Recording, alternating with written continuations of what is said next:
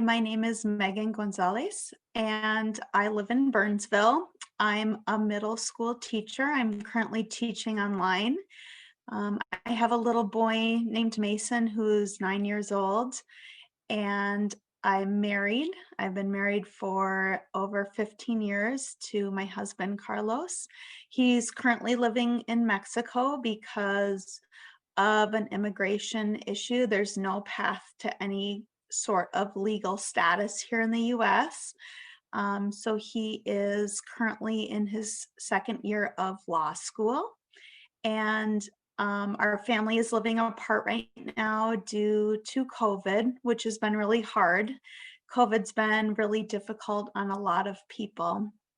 Unfortunately, I had applied for a leave from my district and it was denied. So my son and I had to come back to Minnesota and have been living and working here apart from my husband. So with COVID and with our family separation, it's been very difficult.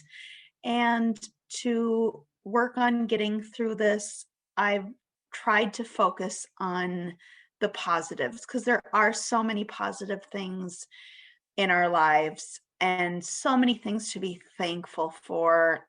And with the school not allowing me to take my leave, it actually was a huge blessing in disguise. So we're just so fortunate that I have a job. We have plenty to eat. I have, since we're currently living with my parents, my son has a built-in teacher. My mom, who's a retired teacher, has single-handedly taken on everything to do with his education. So I'm able to work during the day. And my dad has just really helped. He makes breakfast for my son every day. He's his music teacher. They read stories at night together. So my parents, I'm just so incredibly thankful for them during this difficult time. We're hoping to be able, we had to cancel our Christmas trip because it's not safe to travel right now. So unfortunately, we'll be separated for a little longer. But we're just looking forward to being able to see my husband, hopefully either this summer or in March when spring break comes along. We're so thankful that we have technology to be able to communicate with each other. We can do video calls, which we do almost every day. We can text and call each other throughout the day as necessary. And a lot of people don't have that luxury. So again, being able to be back here and spend time with my parents is just really a gift from God. It was a blessing in disguise to be able to be back. I feel so thankful that I'm able to live in the US where we have great health care and a great supply of food and other things that we need. So we're just really trying to focus on all the amazing positive things in our lives during this difficult time when we're feeling somewhat isolated and sad to be separated, but always trying to find the good whenever possible.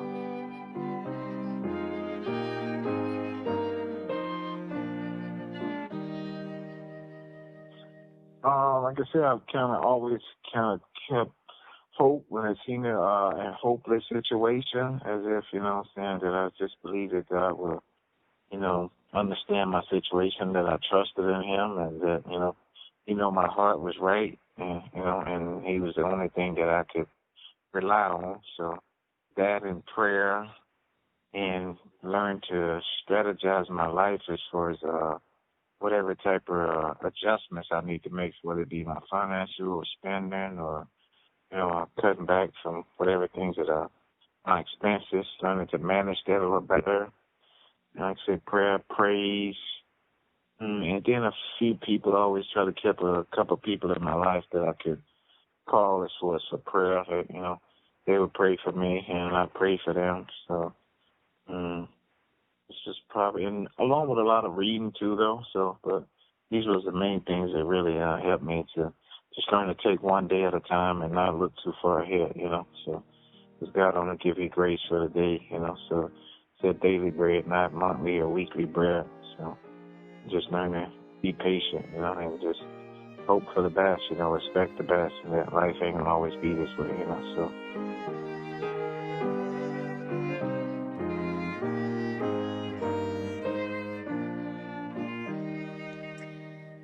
Well, I think one of the things that comes to mind when I think of a difficult time in my life is something related to color, which I have many, many to choose from in that regard. But one thing that comes to mind is a particular boss that I had, and he always treated me differently, and I didn't know why.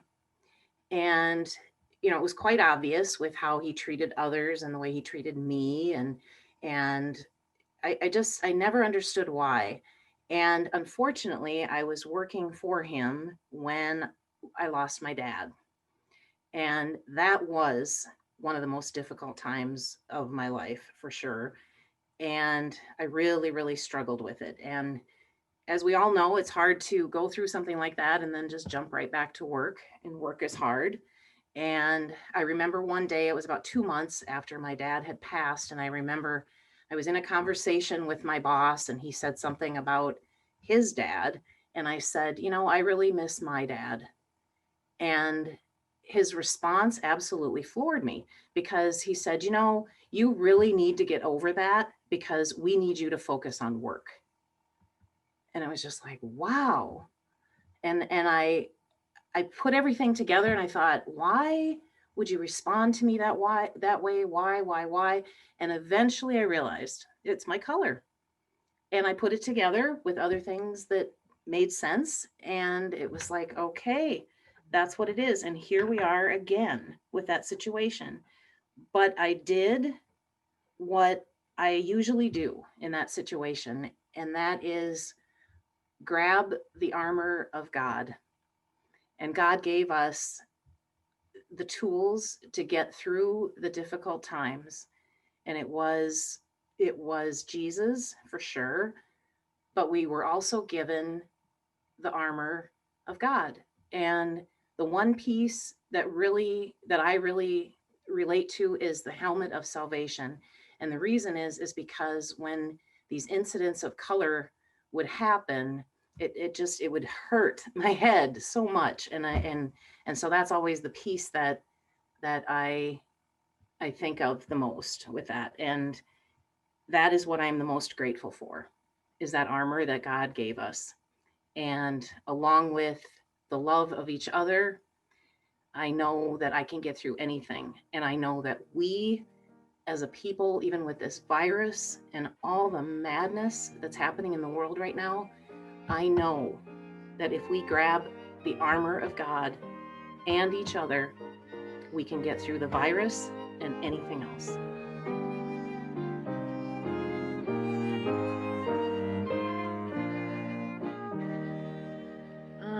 The first one is Im Keller, which means in the cellar.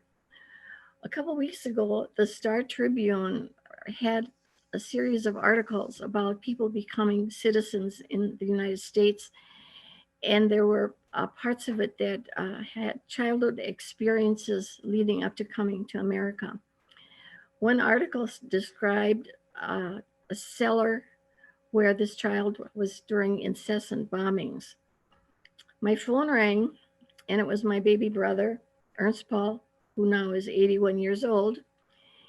And he called from Forest Lake, and he said, Marianne, do you remember the cellar?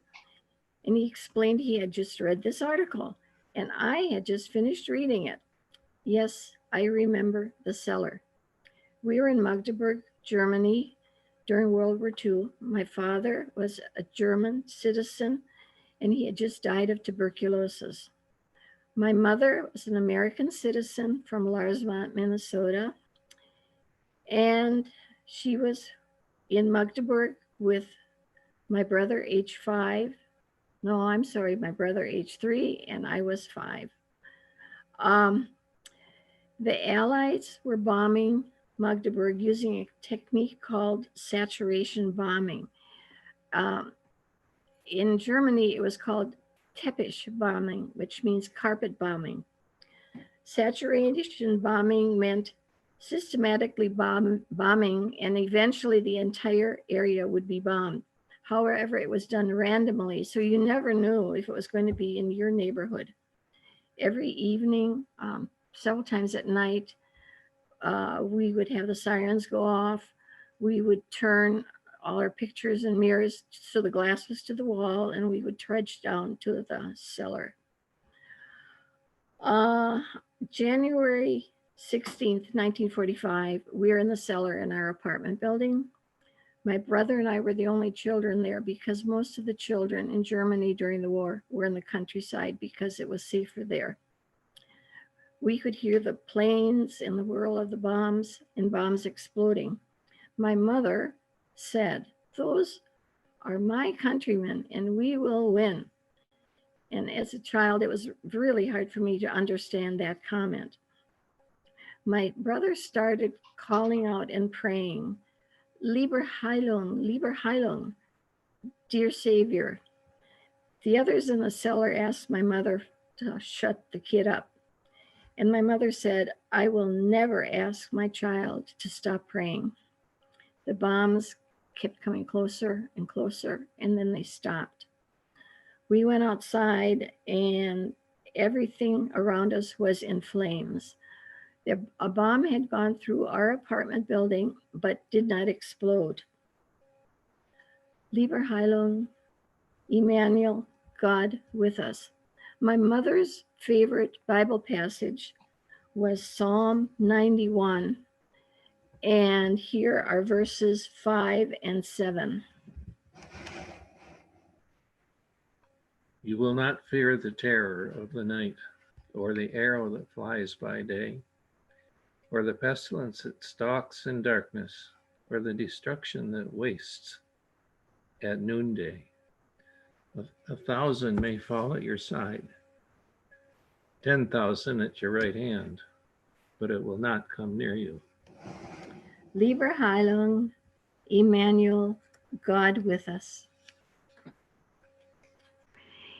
In my adult former life, every month I would attend the Lac-Qui-Parle Medical Society meeting, and we would have a wonderful dinner at the Hotel Hunt, and there would be an invited speaker, medical speaker, who would talk about their specialty or a medically related project.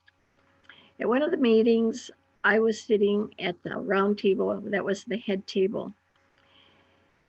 And I don't remember what the topic was for the evening. The speaker was introduced, and then he started talking about himself, and he mentioned that he had been a bomber pilot in World War II. A few questions were asked about his time in the military, and he proceeded to explain things. His main interest was mathematics, and he said that his time in the air was really all based on math. How so?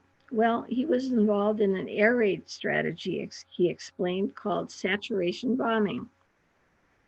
A grid was drawn over an area to be bombed, and a preset plan determined the order of the bombing runs until the entire area had been covered. Saturation bombing. My table mates listened with rapt attention. I listened and thought, and I asked, "Where did you do these bombing runs?" And he said, "Oh, you wouldn't know the town at all. It was a town on the Elbe River called Magdeburg, and it was about the size of Minneapolis." And I very quietly said, in Germany, that was called teppich bombing, carpet bombing. And I was a child, 7 years old, living in Magdeburg at that time. After one of the air raids, my mother, brother, and I left. There had been over 20,000 people killed. There was silence. I had totally destroyed the mood at the head table. My father, Fritz Kircher, was born in 1901, and he died in 1943 of tuberculosis. He'd been drafted into the German army, but he was so ill he never made it through basic training. He was buried in Field 19 in the Magdeburg Municipal Cemetery. Field 19. When the Allies marched into Magdeburg, there was fighting, building to building, and tombstone to tombstone in the cemetery. My brother and I and my mother were with my Oma, my grandmother, in a village, Borna, by Leipzig. And when the Americans walked into or marched into Borna, we had sheets hanging out from all the windows, and a lot of people were waving white cloth. Totally different approach to situations after the war. In 1946, my mother, brother, and I were in Larsvant, Minnesota, living with my grandpa, Ole Haken Isaacson. And as an adult, I went to Germany many times, and I usually tried to get into the East Zone, and if I could, into Magdeburg, because I wanted to find my father's gravesite. Field 19 in Magdeburg was totally overgrown, and I never could find that gravesite. In 1983, I traveled to Germany with my youngest son, who was then a ninth grader, Peter, and met my husband, who was returning from a medical stint in Uganda. There was something wrong with our marriage. I could do nothing right, and I felt alone, even though I wasn't physically alone. It was a really difficult time. We visited relatives in Germany and traveled to Magdeburg in the German Democratic Republic. Of course, we went to the cemetery because I was still determined to find my father's gravesite. When we got to Field 19 in the cemetery, it was totally plowed over, and there is a big hill of tombstones. Now in Europe, because land is precious, it was common after a certain number of years, you would plow up parts of the cemetery and recycle them. Peter and Tom climbed up to the top of that hill with all the tombstones. They very casually were turning some over and looking at them. And I said, could you do this just a little bit more? And my German friend looked at me and said, es hat kein Zweck, there's no purpose in this. And Tom, of course, was angry at me visibly, as usual. And he grabbed the tombstone at the top and turned it, yanked it around, and he looked like he'd been struck by lightning. It was my dad's tombstone, intact. Well, he said, so now what? What are you going to do about it? I think we should take it to America. So we went to the cemetery office, and I introduced myself, and I said I was from America, and I was looking for my dad's gravesite in Field 19. And the man said, oh, you're too late. Today we are starting to bury people again in that field, and you will find nothing. And I said, oh, no. I did find the tombstone, and it was intact. And he looked shocked. He said, what are you going to do about it? And I said, oh, I want to take it to America. And of course, that was an unusual request. So he took a piece of paper, some stamps, stamped the paper, and signed. And he said, take this, and you can take the tombstone. So we took burlap, wrapped it around the tombstone, and put it in the trunk of our rented car, which then was way down in the back. We drove to the border, and of course there were police dogs there, soldiers. They took our papers, and then they said, do you have anything to declare?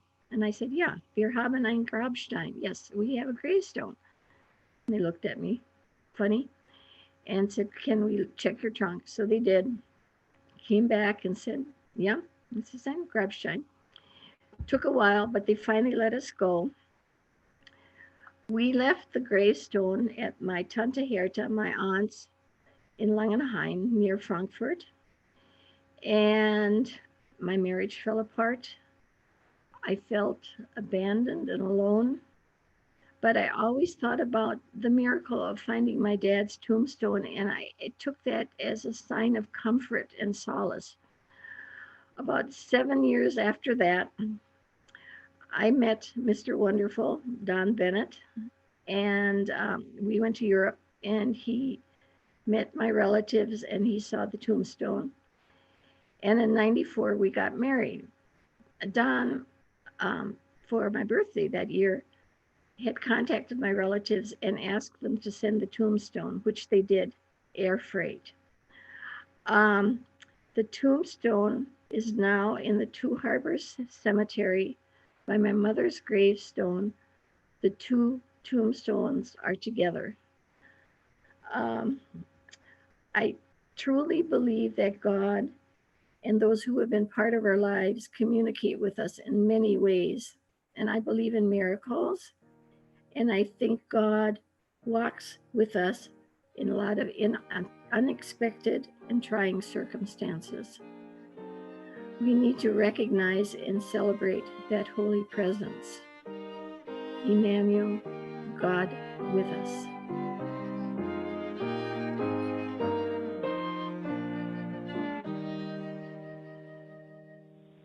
I guess I always follow Jesus, but certain time I just do my thing and just forgot about who I am and just to do thing. And after that, I have a surgery, cancer, lung cancer surgery.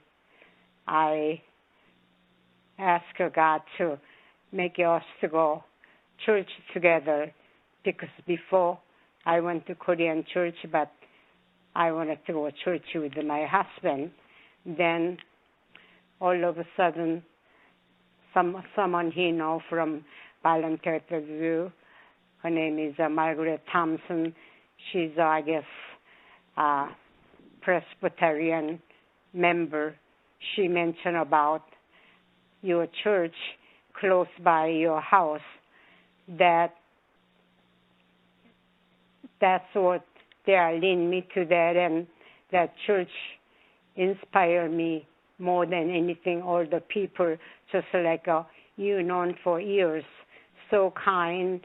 It's so something you just cannot imagine. That after the surgery, that I found the church, and since then, I don't think anything else. So we're able to together go church even like 9 years since then. So that our church people inspire more than anything. And of course, the choir is the most beautiful choir. For consider, we don't have many people. So anyway, all the churches inspire me more than anything. So now I feel like I am reborn, and so many people who worry about me and care about me. That is something I never experienced in my life. And also last year, I didn't expect it, but all the choir able to come inside. I didn't prepare for company, and I got pictures all over my house for that, and that is the most memorable Christmas I ever have. So all the church people and things they do for me, like I'm really, you think I deserve it, but then so many good things, because I believe in Jesus more than ever. So many things that church inspire me.